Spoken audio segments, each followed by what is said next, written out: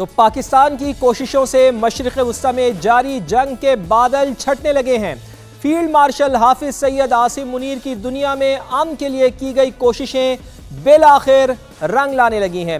21ویں صدی کا سب سے بڑا معاہدہ پاکستان کی کوششوں سے ممکن ہونے جا رہا ہے جناب۔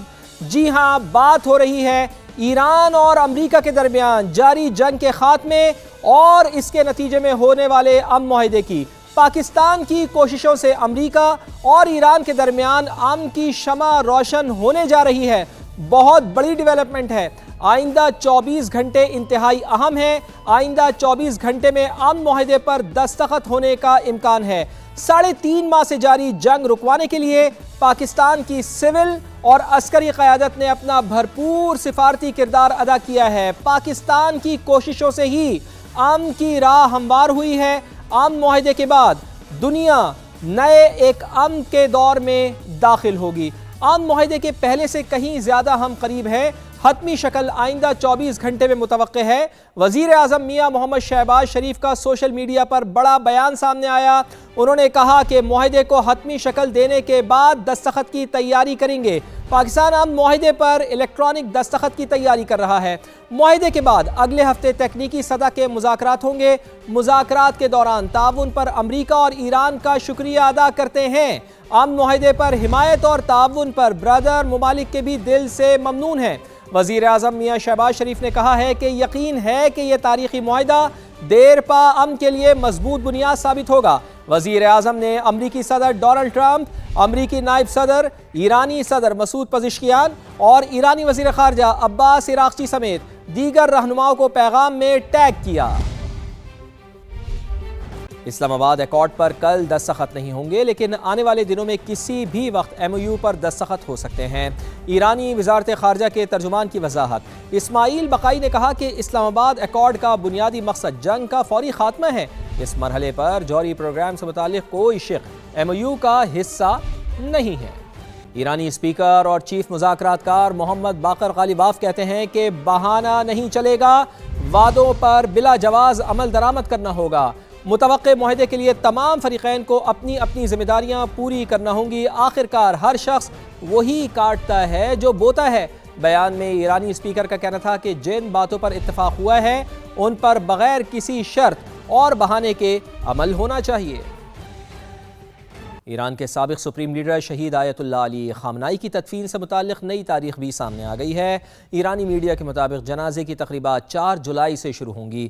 7 جولائی کو قم شہر میں جلوس جنازہ ہوگا۔ تدفین 9 جولائی کو مشہد میں امام علی رضا کے مزار کے احاطے میں کی جائے گی۔ اس سے پہلے اطلاع تھی کہ سپریم لیڈر شہید آیت اللہ علی خامنائی کی تدفین محرم کے پہلے عشرے کے بعد کی جائے گی۔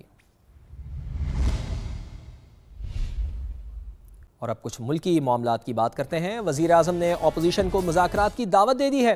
قومی اسمبلی میں وزیر اعظم کی تقریر کے دوران اپوزیشن کی طرف سے ایک جملہ کہا گیا کہ وزیر اعظم صاحب قدم بڑھائیں، جس پر میاں شہباز شریف نے مسکراتے ہوئے کہا میں تو قدم بڑھانے کو تیار ہوں، آپ بھی گھر آ جائیں۔ آئین، قانون اور جمہوریت کی بالادستی کے لیے اپوزیشن کو بات چیت کی دعوت دیتا ہوں۔ یہ سب ہمارے بھائی ہیں جناب اسپیکر، کوئی لڑائی نہیں، صرف آئین اور قانون اور جمہوریت کو فروغ دینے کے لیے میں نے اس وقت بطور لیڈر دی اپوزیشن ایک مرتبہ نہیں 1 سے زیادہ مرتبہ کہا کہ آئیے مذاق جمہوریت کی طرف بڑھیں، آئیے مذاق معیشت کی طرف بڑھیں۔ پایا حقارت سے میری ان انتہائی مخلصانہ آفرز کو ٹھکرا دیا گیا، لیکن as a say it is never too late. آئیں، بیٹھیں، میں بات چیت کے لیے تیار ہوں۔ قدم بڑھائے سر۔ جناب خان صاحب میں حاضر ہوں جناب، میں تو قدم بڑھا دوں گا، آپ بھی آ جائیں نا، اپنے گھر آ جائیں آپ۔ میرا ان سے بہت بھائیوں والا تعلق ہے۔ اشاروں میں میں دیکھتا ہوں یہ کہتے ہیں کہ میں مجبوری یہاں کھڑا ہوں یا میں یہاں آنا چاہتا ہوں۔ وزیر اعظم کی تقریر سے ہمارے سوالات کے جوابات نہیں ملے، ہم ہمیشہ سے پاکستان اور پاک فوج کے ساتھ ہیں۔ Chairman P T I barrister Gohar کا قومی اسمبلی اجلاس سے خطاب، بولے یہ ملک ہمارا ہے اور ہم اس ملک کے ہیں، ہم نے ہمیشہ پاکستان اور آئین کی بالادستی کی بات کی ہے۔ ہمیں وزیر اعظم صاحب کی سپیچ سے جواب نہیں ملا۔ یہ ملک ہمارا ہے، ہم اس ملک کے ہیں، اس ملک اس دھرتی پہ کبھی کوئی کمپرومائز نہیں ہوگا۔ سب سے پہلے پاکستان، یہ آواز ہمارا ہے اور ہمیشہ رہے گا۔ एक चीज बताएं, मैंने लास्ट टाइम भी कहा था कि खुदा के लिए फौज के सर पे सियासत ना की जाए। वफाकी वज़रा की तवील पोस्ट बजट प्रेस कॉन्फ्रेंस, अशराफिया, एक्सपोर्टर, सनतकारों और बड़ी तनख्वाह वालों को ज़्यादा रिलीफ देने का एतराफ़। वज़ीर ख़जाना ने कहा कि 50 करोड़ से ज़ायद आमदन पर सुपर टैक्स 8% कर दिया गया है। 70 अरब रुपए की इजाफी सब्सिडी दी। वज़ीर इत्तलात अताउल्लाह तारड़ का कहना था कि वज़ीर आज़म आवाम को रिलीफ देने के लिए हरदम तैयार हैं। इस्लामाबाद से ज़हीर अली खान की रिपोर्ट। बजट अवामी लेकिन मराआत अशराफिया, बड़े तनख्वाहदारों, एक्सपोर्टर्स और सनतकारों के लिए। पोस्ट बजट प्रेस कॉन्फ्रेंस में वजीर खजाना और वजीर मुमलिकत खजाना की मुतज़ाद बातें। विफाकी वजीर खजाना मोहम्मद औरंगजेब ने आबादी की बुनियाद पर वसाइल की तकसीम का फार्मूला गलत करार दिया और अगले NFC अवार्ड में उसे दुरुस्त करने का दावा किया। मुख्तलिफ शोबों को दी गई मराआत भी दोहरा दी। सुपर टैक्स 50 करोड़ से ज़्यादा जो बिजनेस करते हैं उनके लिए हम 10 से इसको 8% पे लेके जा रहे हैं। सब एक्सपोर्टर्स के लिए 70 अरब रुपए की, 71 अरब रुपए की जो सब्सिडी एडिशनल दी गई है एग्रीकल्चर इस फिस्कल ईयर में उसको इंट्रोड्यूस करवाया गया, जिसको ज़रखेज़ी स्कीम हम कह रहे हैं। वजीर मुमलिकत खजाना बिलाल अज़हर कियानी का कहना था कि हुकूमत ने तमाम तबकात को अपनी बिसात से बढ़कर मराहत दी हैं। बुनियादी तौर पर देखिए, ये तनख्वाहदार तबके का बजट है, ये सनतकार का बजट है, ये एक्सपोर्टर का बजट है, ये आपके कंस्ट्रक्शन सेक्टर का बजट है, ये उस शख्स का बजट है जो अपना घर बनाना चाहता है जिसके पास आज वसाइल नहीं है, और हमारी जो भाई बहन बुजुर्ग हैं जिनके ऊपर बोझ ज़्यादा था उन पे कम करने का ये बजट है। विफाकी वजीर इत्तलात अताउल्लाह तारड़ ने करप्शन के खात्मे के लिए FBR समेत मुख्तलिफ इदारों में इस्लाहात को हुकूमत की बड़ी कामयाबी करार दिया। और समा के सवालात वजीर खजाना के लिए ड्राउना ख्वाब बन गए। मोहम्मद औरंगजेब समा के सवालात से घबराने लगे। ब्यूरो चीफ इस्लामाबाद शकील अहमद ने सवाल करने के लिए माइक थामा तो वजीर खजाना ने वजीर इत्तलात के साथ सरगोशियां शुरू कर दी। समा का सवाल, वजीर खजाना और वजीर इत्तलात का जवाब, आइए आपको दिखाते हैं। हमने डेवलपमेंट एक्सपेंडिचर्स काफ़ी कट कर दिए,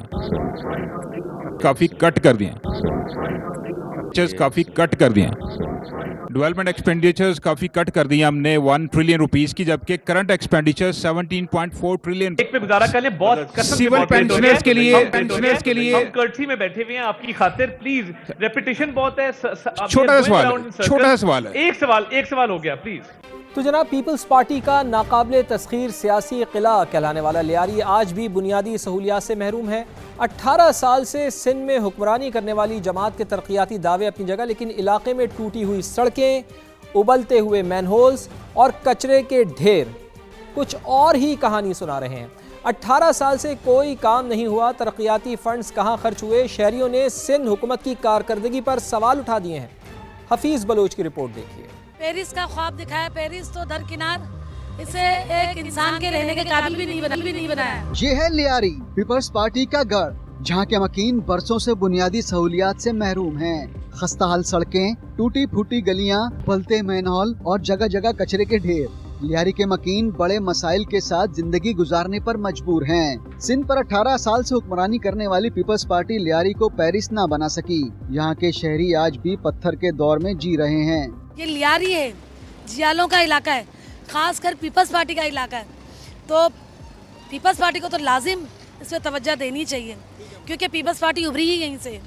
सड़कों और गलियों की हालत बद से बदतर, निकासी आब का निजाम भी तहस नहस हो चुका। हर तरफ फैला गंदा पानी, जगह जगह गंदगी के ढेर, ताफुन ज़दा माहौल लोगों को बीमार कर रहा है। कोई बनाने वाला नहीं है, बस पैसे मिल गए जेब में गए और खत्म। खाली दावे ही करना है ना, और क्या है, को कामगोरी करना है, दावे करना है भाई। दावे तो कोई भी कर लेगा, काम करे तो पता चले ना। लियारी पीपल्स पार्टी का घर है, यहाँ से हर दफ़ा एक सीट लेके गई है लियारी। मामूली बात नहीं है, लेकिन बस अल्लाह हाफिज़ है हमारा यहाँ। हर इंतखाब में तरक्की और खुशहाली के वादे किए जाते हैं, अरबों रुपए के तरक्याती मंसूबों के ऐलानात भी होते हैं, मगर कराची की पहचान लियारी की हालत आज भी मायूस कुन है। इलाका मकीन सवाल उठा रहे हैं कि 18 साल के तवील इक़्तिदार के बाद भी लियारी की किस्मत क्यों नहीं चमकी, तरक्याती फंड्स कहाँ खर्च हुए। कैमरामैन मोहसिन अली के साथ हफीज बलोच, समा, कराची।